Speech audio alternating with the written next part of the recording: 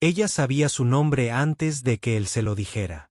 Ella sabía dónde guardaba su llave de repuesto antes de que se la mostrara. Y cuando Esperanza Morales abrió ese diario de cuero en la tenue luz de la lámpara de su cocina, Gideon Pratt vio su propia escritura mirándolo desde páginas que no recordaba haber tocado jamás. La tormenta la había traído a su puerta como un trozo de madera a la deriva que llega a la costa después de un naufragio. Su vestido estaba empapado, su cabello oscuro pegado a su cara y sus ojos tenían la mirada vacía de alguien que ha viajado mucho más lejos que el pueblo más cercano. Cuando pidió refugio en un inglés mal mezclado con un español rápido, Gideon había abierto su puerta sin preguntar. Era lo que cualquier hombre decente haría. Pero los hombres decentes no suelen encontrarse congelados en sus propias cocinas, mirando la evidencia de una vida que no pueden recordar haber vivido. El diario era pequeño, encuadernado y de cuero agrietado que parecía de décadas de antigüedad. Dentro, página tras página de entradas escritas con su propia y cuidadosa caligrafía, documentando eventos que parecían recuerdos ajenos, fechas de hacía 15 años, lugares donde nunca había estado, y dispersos por todas partes, un nombre repetido una y otra vez. Esperanza. Estaba sentada frente a él, observándolo a la cara con una expresión que no reflejaba sorpresa ni satisfacción. Solo cansancio, como si hubiera llevado ese momento consigo durante mucho tiempo. Escribiste sobre la promesa, dijo en voz baja. Su acento era marcado, pero sus palabras eran deliberadas. Página 43. Dijiste que nunca lo olvidarías. Las manos de Gideon temblaban al pasar a la página 43. La tinta estaba descolorida, pero aún legible. Juro por Esperanza Morales que arreglaré esto, no importa cuánto tiempo lleve. La deuda será saldada. G.P. La miró y, por un instante, algo brilló en lo profundo de su memoria. Un destello del rostro de una mujer más joven. El sonido de un llanto. El peso de algo pesado en sus manos. Luego desapareció, dejando solo preguntas que parecían peligrosas de formular. ¿Qué deuda?, susurró.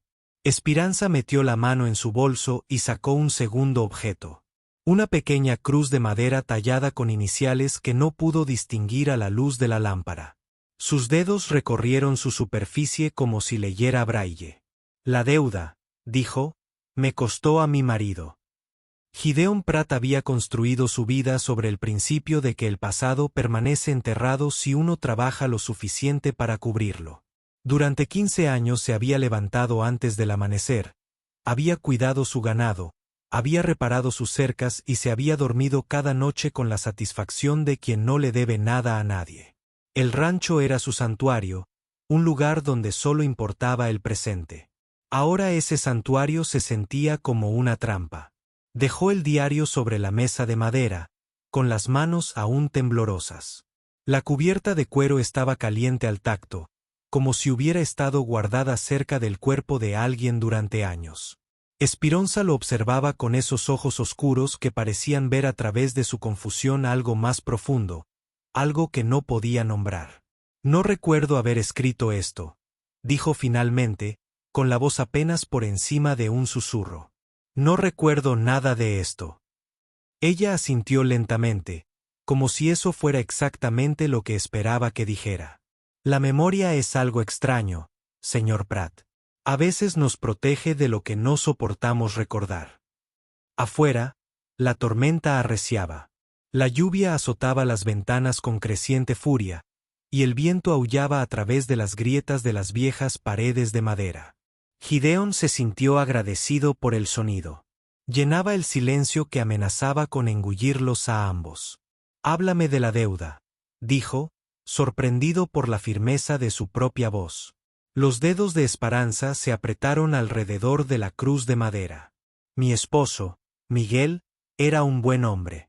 Trabajaba para la compañía ferroviaria, tendiendo vías en los pasos de montaña.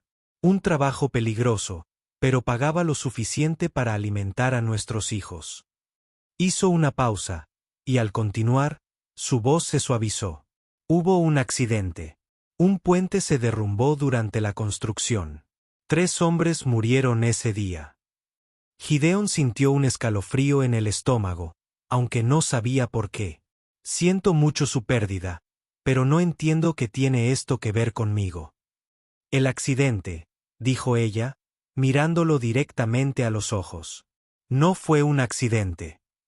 Las palabras flotaban en el aire entre ellos como el humo de un fuego extinguido. Gideon quiso protestar, exigir una explicación, pero algo lo detuvo. Una voz en el fondo de su mente, tan débil que casi la pasó por alto, le susurró que debía tener mucho cuidado con las preguntas que hacía. Esperanza volvió a abrir el diario, pasando a una página casi al final. Lo giró hacia él, y vio un boceto detallado de un puente ferroviario, con medidas y notas estructurales. Debajo del dibujo, escrito a mano, se leía, Inspección final completa. Puente aprobado para construcción. La firma al pie era inconfundiblemente suya. Pero Gideon Pratt nunca había trabajado para una compañía ferroviaria en su vida. La firma lo miraba fijamente como una acusación escrita de su puño y letra. Gideon recorrió con un dedo los familiares bucles y ángulos de su nombre, intentando evocar algún recuerdo de haber puesto la pluma sobre el papel para una inspección ferroviaria. No llegó nada, solo una sensación de vacío donde deberían haber estado esos recuerdos, como buscar algo en la oscuridad y encontrar el vacío. Esto es imposible, dijo, pero incluso al salir las palabras de su boca, supo que sonaban débiles.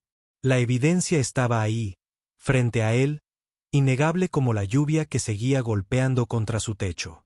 Esperanza se inclinó hacia adelante, bajando la voz a poco más de un susurro.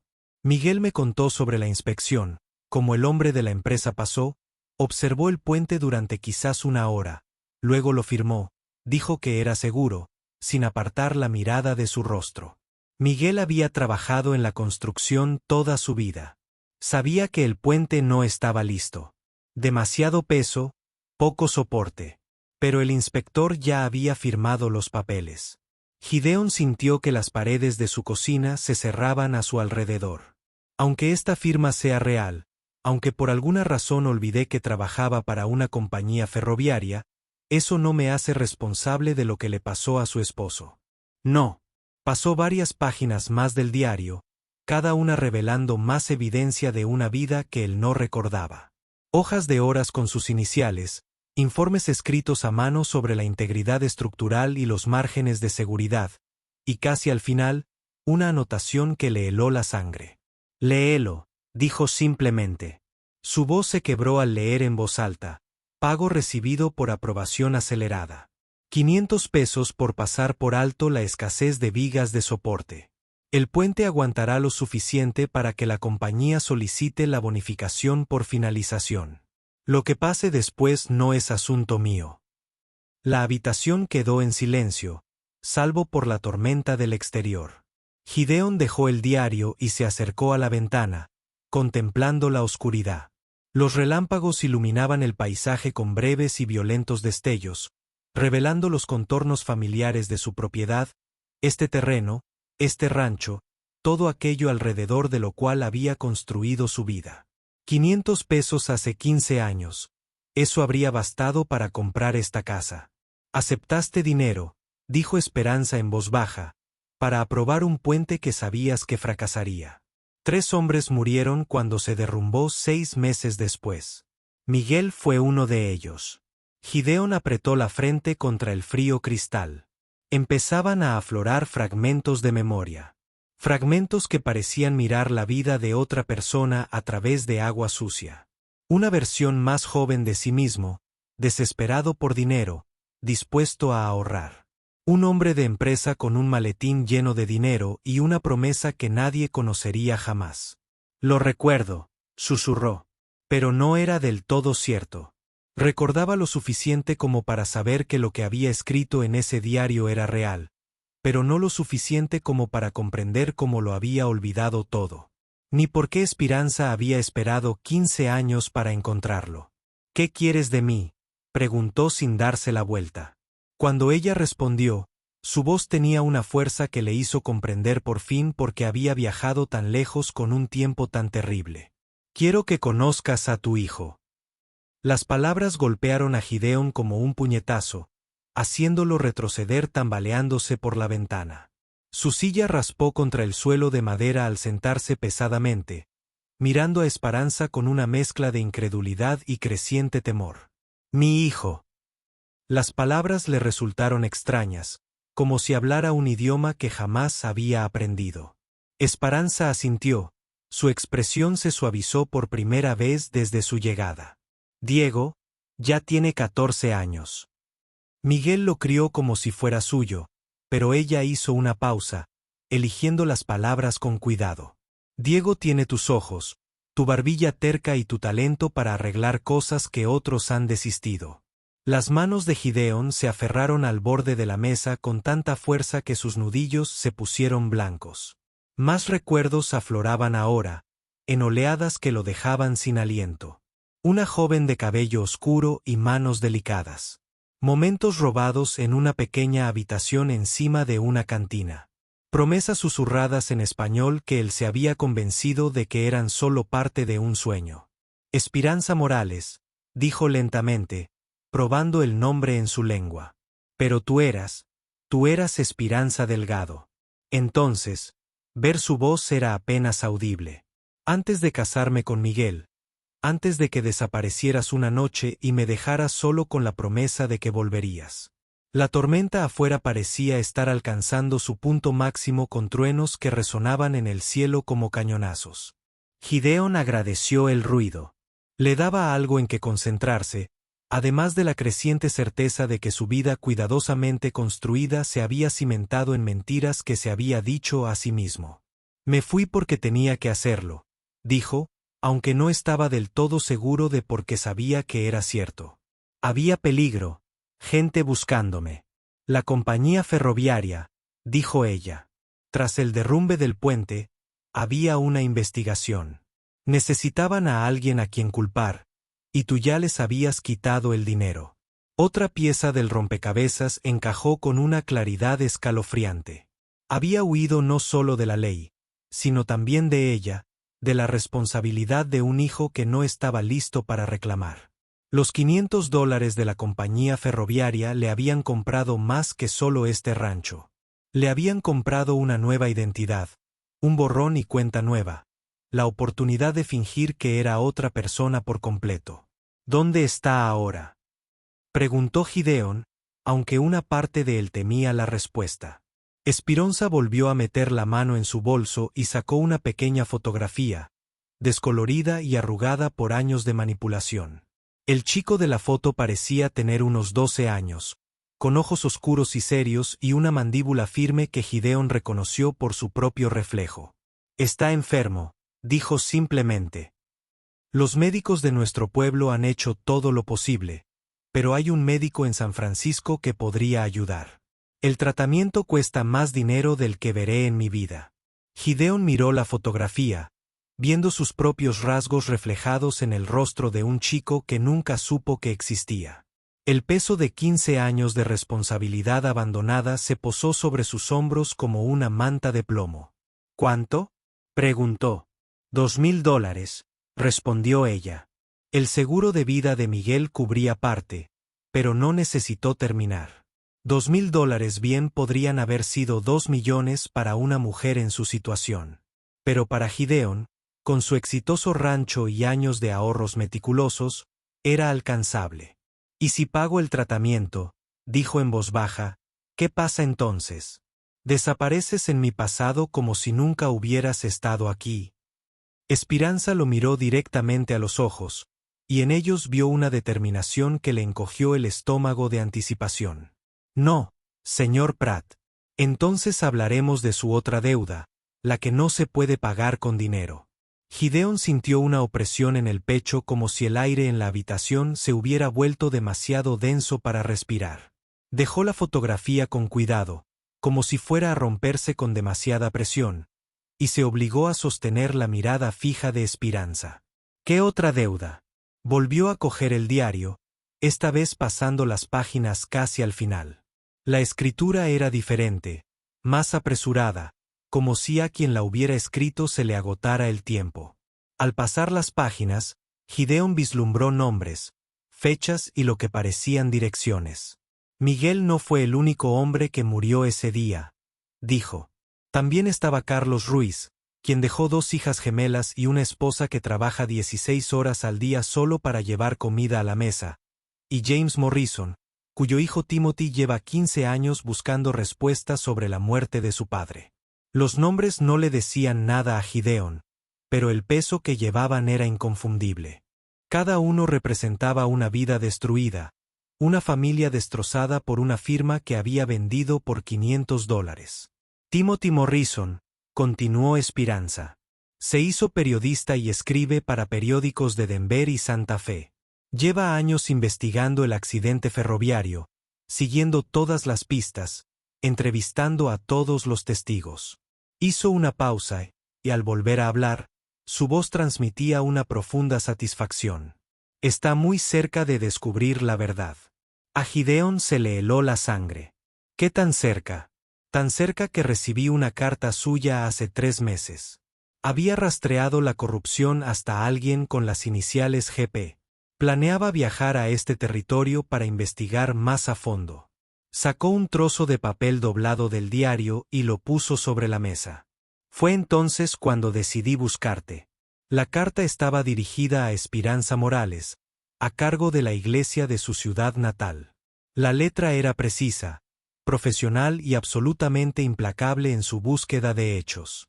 Timothy Morrison expuso su investigación con minucioso detalle, describiendo cómo había vinculado los sobornos de la compañía ferroviaria con una serie de inspecciones fraudulentas y cómo ahora estaba seguro de que alguien llamado G. Pratt había sido la figura clave en la corrupción que condujo a la muerte de su padre.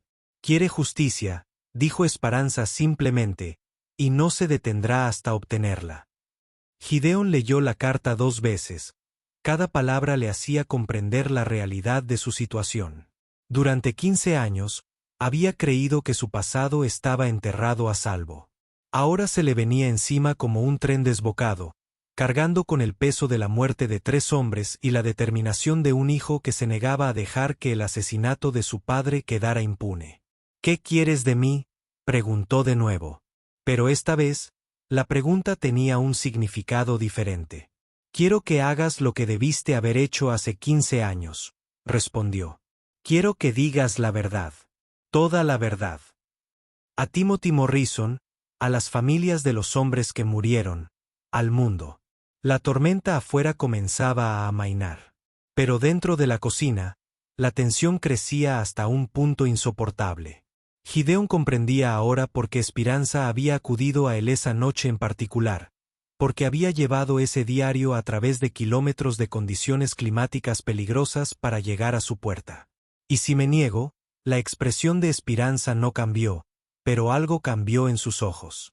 Algo que le recordó que no había venido sola en su dolor. No había pasado 15 años aceptando en silencio la injusticia que le había quitado la vida a su esposo. Entonces Timothy Morrison recibirá un paquete mañana por la mañana, dijo en voz baja. Un paquete que contenía este diario junto con una carta detallada que explicaba exactamente dónde encontrar a Gideon Pratt. Metió la mano en su bolso una última vez y sacó un sobre grueso, ya dirigido y sellado. En el anverso, con su cuidadosa letra, estaba el nombre y la dirección de Timothy Morrison en Denver. La decisión, dijo, es tuya. Pero sea como sea, la verdad saldrá a la luz. La única pregunta es si la afrontarás como hombre o como cobarde. Afuera, el viento amainaba. Pero Gideon oía algo más. El lejano ruido de cascos acercándose por el lodo se hacía cada vez más fuerte. Alguien venía al rancho, y dado el tiempo, debía de tener una razón muy urgente para viajar en una noche como aquella. El ruido de cascos se acercaba, acompañado ahora por el sonido de las ruedas de una carreta cortando el suelo fangoso. Gideon se acercó a la ventana y miró hacia la oscuridad, intentando distinguir las figuras que se acercaban a través de la lluvia que finalmente comenzaba a amainar. «¿Estás esperando a alguien?», dijo Esperanza. No era una pregunta. «No», respondió Gideon. Pero incluso mientras lo decía, una terrible sospecha se formaba en su mente. a menos que un golpe seco resonara por toda la casa. 3 golpes deliberados que, de alguna manera, lograron sonar educados e impacientes a la vez. Gideon miró a Esperanza, quien lo observaba con una expresión que podría haber sido de satisfacción o arrepentimiento. No supo distinguir cuál. «Contesta», dijo en voz baja. Gideon se dirigió a la puerta principal, con los pies descalzos en silencio sobre el suelo de madera. Su mano dudó un instante en el pestillo antes de abrirlo. De pie en el porche había un joven, de unos 25 o 30 años, con el cabello castaño rojizo pegado a la cabeza por la lluvia. Llevaba ropa desgastada por el viaje, pero bien confeccionada, y sus ojos tenían la misma mirada decidida que Gideon había visto en la fotografía de Diego. Pero este no era su hijo. Era alguien completamente distinto. «Señor Pratt», dijo el joven, extendiendo una mano firme a pesar del frío. «Timothy Morrison, creo que tenemos que hablar». El mundo pareció tambalearse. Gideon se agarró al marco de la puerta para no perder el equilibrio, mirando fijamente al hombre que lo había estado buscando durante 15 años. Timothy Morrison era más joven de lo que esperaba, pero no había nada juvenil en la intensidad de sus ojos. «¿Cómo me encontró?», logró preguntar Gideon. Timothy sonrió, pero no había calidez en su sonrisa. «He estado rastreando casos de corrupción ferroviaria en 3 territorios durante la última década. Su nombre surgió en relación con varias inspecciones sospechosas, pero pareció desaparecer por completo después de 1878. Hizo una pausa, mientras el agua goteaba de su abrigo sobre las tablas del porche. «Entonces recibí información muy interesante sobre un hombre llamado Gideon Pratt, que compró terrenos en esta zona casi al mismo tiempo que usted desapareció de los registros ferroviarios». A sus espaldas. Gideon oyó el roce de una silla cuando Esperanza se levantó. La mirada de Timothy se desvió más allá de Gideon. Miró hacia la cocina y su expresión cambió sutilmente. «Señora Morales», dijo con un respetuoso asentimiento. «No esperaba encontrarla aquí. Me dijo que estaban trabajando juntos», dijo Gideon, y las piezas finalmente encajaron. «No trabajando juntos», corrigió Timothy. «Pero nos hemos estado escribiendo. Me contactó hace 6 meses después de leer uno de mis artículos sobre el incidente ferroviario». Se acercó y Gideon pudo ver el parecido con el otro Morrison de la fotografía que Esperanza le había mostrado. La misma mandíbula decidida, la misma mirada firme. «Su padre», dijo Gideon, «James Morrison murió cuando un puente ferroviario se derrumbó porque alguien tomó dinero para aprobar una construcción defectuosa». La voz de Timothy permaneció tranquila, pero Gideon podía oír el acero debajo. «He pasado la mitad de mi vida aprendiendo a hacer las preguntas correctas, señor Pratt. Preguntas como, ¿qué le pasa a un hombre que acepta dinero manchado de sangre y desaparece? ¿Duerme bien por la noche? ¿Piensa alguna vez en los niños que dejó huérfanos por su avaricia?» Gideon retrocedió un paso, permitiendo que Timothy entrara en la casa.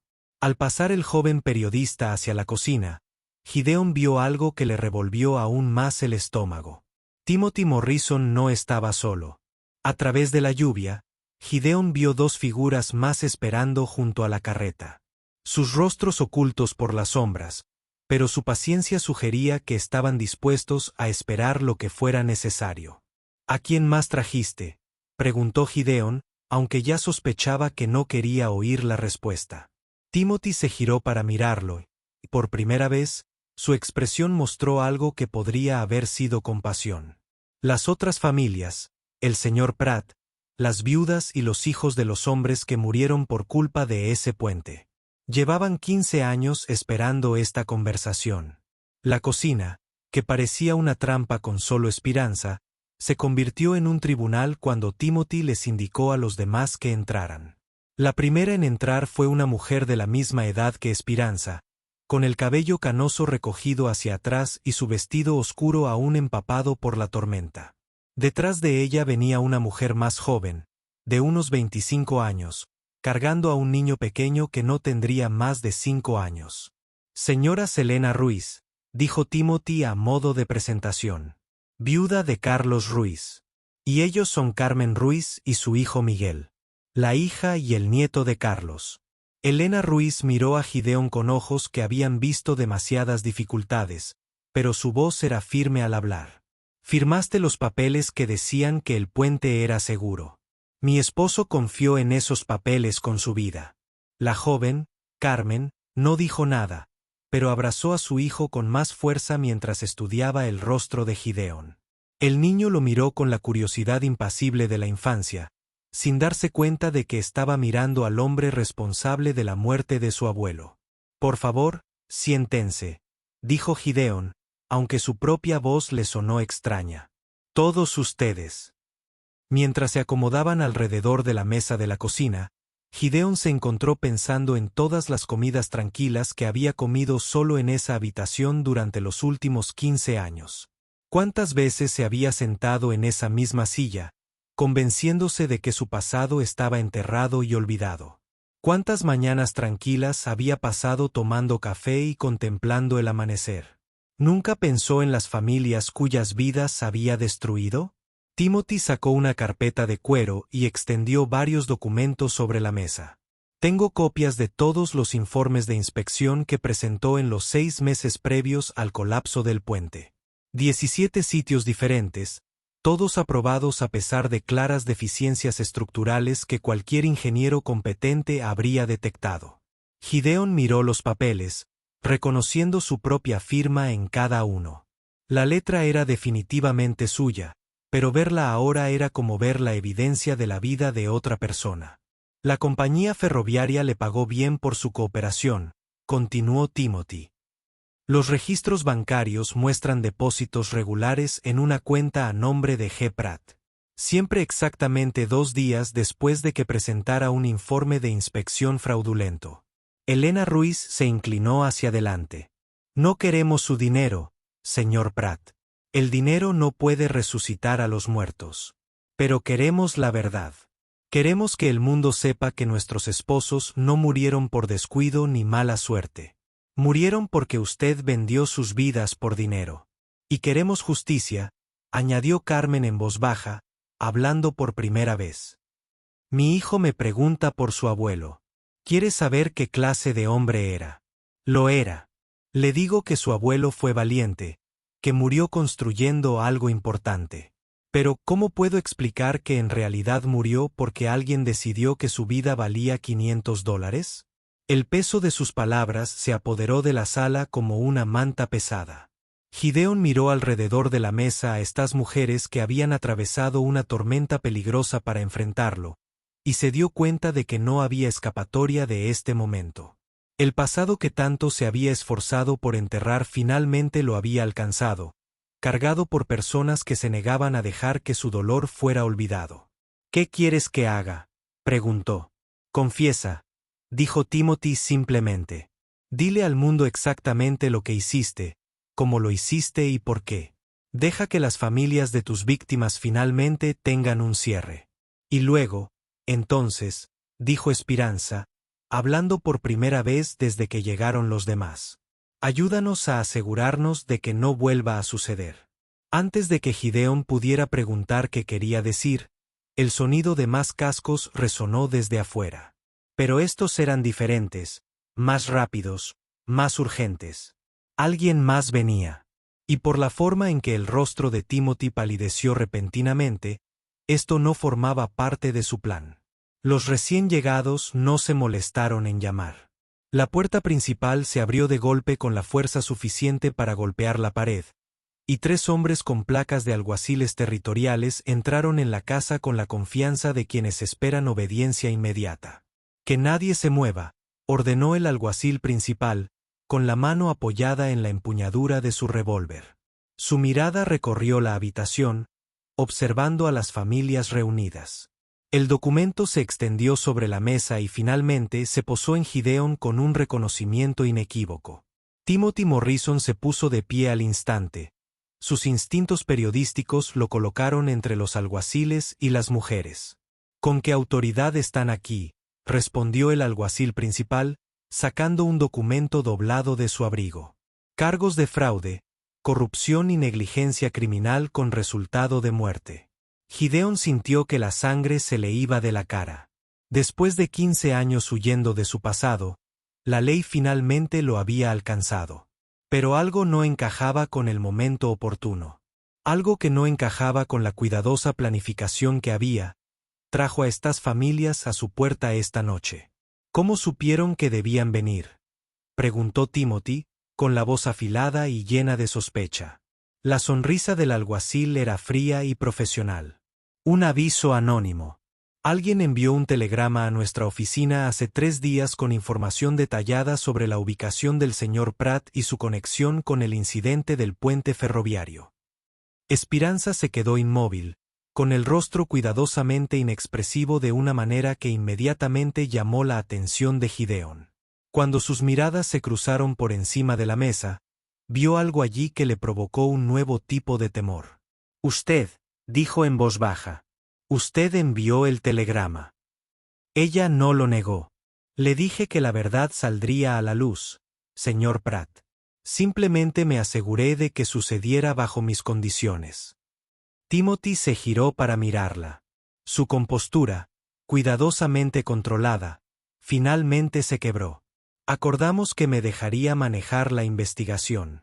Acordamos darle la oportunidad de confesar voluntariamente». «Usted aceptó», respondió Esperanza con calma. «Acepté ayudarte a encontrarlo. Prometí no volver a dejarlo escapar de la justicia». El alguacil principal dio un paso al frente, con la paciencia a punto de agotarse. «Señor Pratt, tiene que venir con nosotros. El Tribunal Territorial tiene jurisdicción sobre los delitos cometidos durante la construcción del ferrocarril, y hay un juez en Denver que lleva 15 años esperando verlo en su sala». Gideon observó los rostros que lo observaban. Elena Ruiz lo observó con sombría satisfacción, viendo por fin el momento que había esperado décadas. Carmen abrazó a su hijo con más fuerza, como para protegerlo de la justicia. Timothy Morrison parecía un hombre que acababa de darse cuenta de que alguien a quien creía comprender lo había superado en estrategia. Y Esperanza permanecía sentada en silencio, con las manos cruzadas sobre el regazo, el diario de cuero aún abierto frente a ella en la página con su firma aprobando el puente mortal. «¿Y Diego?», le preguntó Gideon.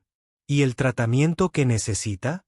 Por primera vez esa noche, la compostura de Esperanza flaqueó. El chico necesita que su padre haga lo correcto, aunque llegue 15 años tarde. Uno de los alguaciles ya se dirigía hacia el conhierro. Gideon sintió que los muros de su vida cuidadosamente construida se derrumbaban a su alrededor. Pero, extrañamente, el terror que esperaba no estaba allí. En cambio, sintió algo parecido al alivio. «Espera», dijo, levantando la mano. El alguacil se detuvo, y todas las miradas en la sala se fijaron en él. «Quiero hacer una declaración, una confesión completa. Todo lo que hice, a todos a quienes les quité dinero, cada vida que destruí con mi avaricia». Timothy sacó lápiz y papel con la rapidez de la práctica. «¿Estás seguro de esto?». Gideon miró una vez más la fotografía de Diego, el niño que llevaba su sangre, pero nunca supo su nombre.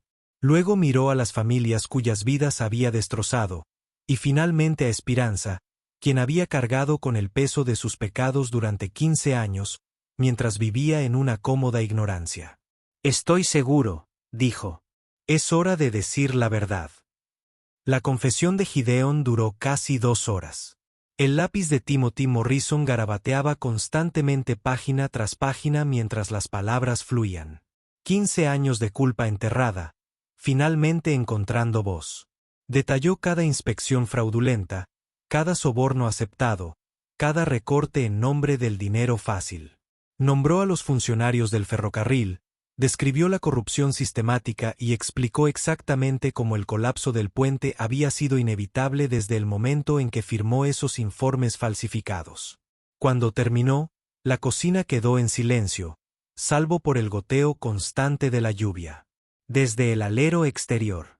La tormenta finalmente había pasado, dejando solo el olor limpio del aire limpio y el peso de la verdad finalmente dicha. Elena Ruiz fue la primera en hablar. ¿Por qué? Preguntó simplemente.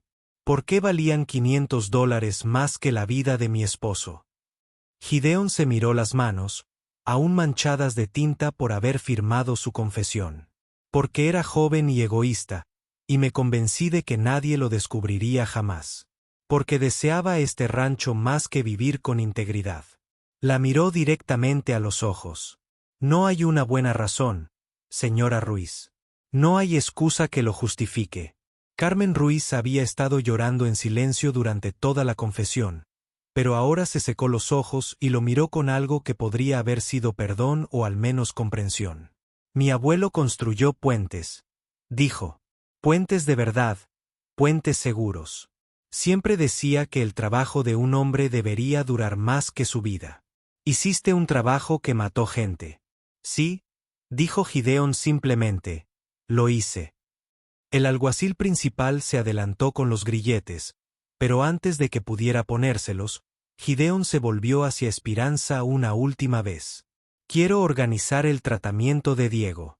Tengo dinero ahorrado, suficiente para cubrir los gastos y más. Quiero que tenga todo lo que necesita. ¿Y qué quieres a cambio? Preguntó. Nada. Es mi hijo.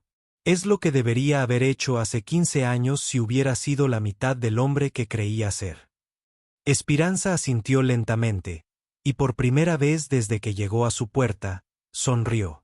Era triste y cansada, pero sincera.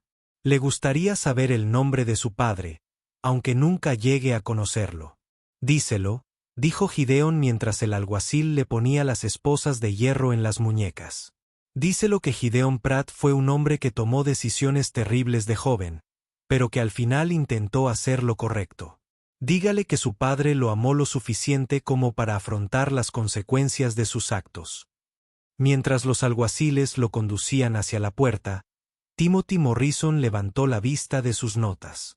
Esta historia aparecerá en los periódicos desde aquí hasta San Francisco dentro de un mes. La corrupción ferroviaria, el encubrimiento, todo eso. Su confesión garantizará que lo que les pasó a estas familias nunca vuelva a suceder. Gideon se detuvo en la puerta y miró a las mujeres que habían atravesado una tormenta para enfrentarlo. Espero que algún día puedas perdonarme. No por mí, sino por el tuyo. Llevar tanta ira es una carga pesada. Elena Ruiz se puso de pie y se acercó a él. Por un momento, pensó que ella podría golpearlo. En cambio, puso su mano brevemente sobre su hombro. Justicia no es lo mismo que venganza, señor Pratt. Esta noche finalmente tenemos justicia. Mientras lo subían al carro del mariscal, Gideon vislumbró por última vez su rancho a través de los barrotes. La tierra que había comprado con dinero ensangrentado, la vida que había construido sobre mentiras, los 15 años que había robado a las familias de los hombres que había matado con su codicia. Mañana se enfrentaría a un juez y un jurado que decidirían su destino. Pero esta noche, por primera vez en 15 años, Gideon Pratt pudo dormir con la conciencia tranquila. La deuda finalmente había sido saldada. Si disfrutó esta historia, haga clic en el video en su pantalla ahora para ver otra historia occidental inolvidable donde la justicia y la redención chocan de maneras que nunca esperaba. No olvides suscribirte y considerar un super chat para ayudarnos a seguir brindándote más historias como estas. Su apoyo lo es todo para nosotros.